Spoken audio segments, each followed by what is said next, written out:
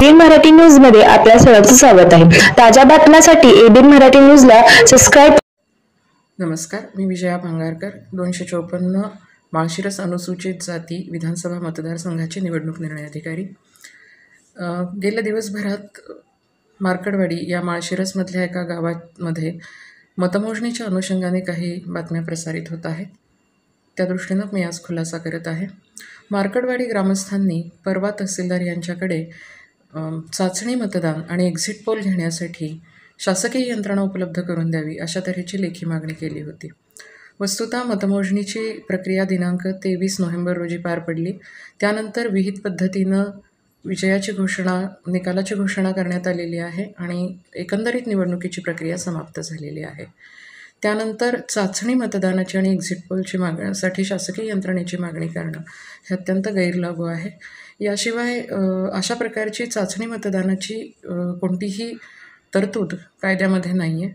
चाचणी मतदान हे मतदानाच्या प्रक्रियेदरम्यान काही शंका उद्भवल्यास घेण्याची वेगळी तरतूद आहे, परंतु अशा प्रकारची ग्रामस्थांकडून मागणी आली, त्यामुळे त्याला कुठलाही कायदेशीर बेस नसल्याने आणि सर्वात महत्त्वाचं म्हणजे मतदान आणि मतमोजणीची प्रक्रिया ही विहित पद्धतीनं माननीय निवडणूक आयोगाच्या सर्व निर्देशांचं पालन करून पूर्ण करण्यात आलेली आहे।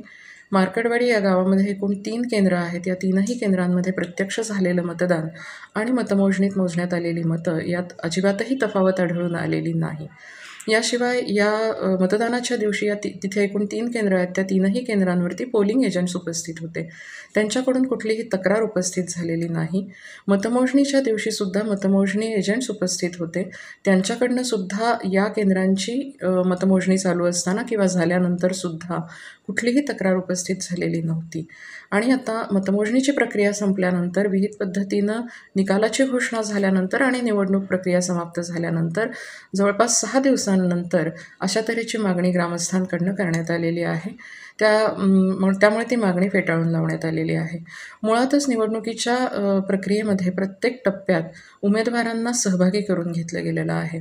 निवडणुकीच्या तयारीच्या प्रत्येक टप्प्यात सहभागी होण्यासाठी त्यांना लेखी पत्र देण्यात आलेली होती आणि त्याप्रमाणे उमेदवार किंवा त्यांचे प्रतिनिधी हे उपस्थित झालेले आहेत।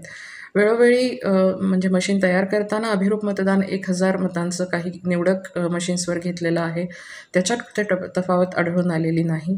त्यानंतर संपूर्ण 345 केंद्रांवरती मतदानाच्या दिवशी सकाळी अभिरूप मतदान घेण्यात आलं होतं 50 मतांचं, त्यातही कुठेही तफावत आढळलेली नाही किंवा कुठल्याही तक्रारी प्राप्त झालेल्या नाही आहे।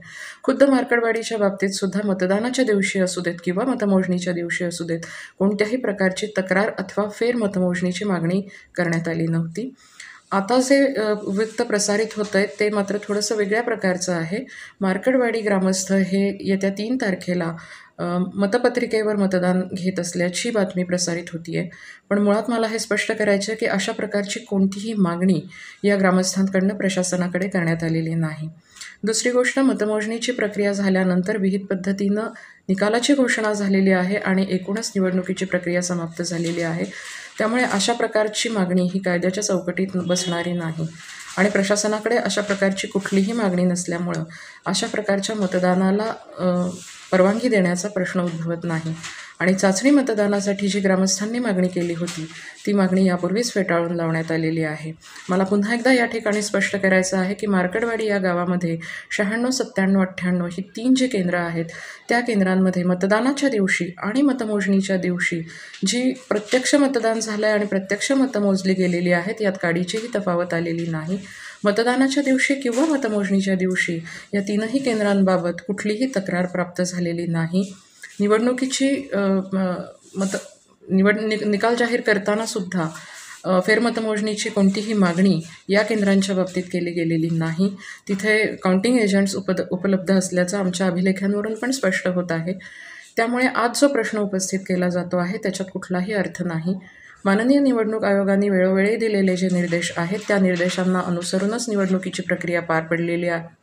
कुठल्याही केंद्रावरती मतांची तफावत अजिबातही आढळून आलेली नाही।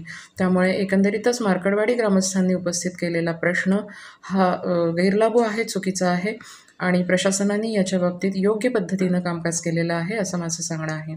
धन्यवाद।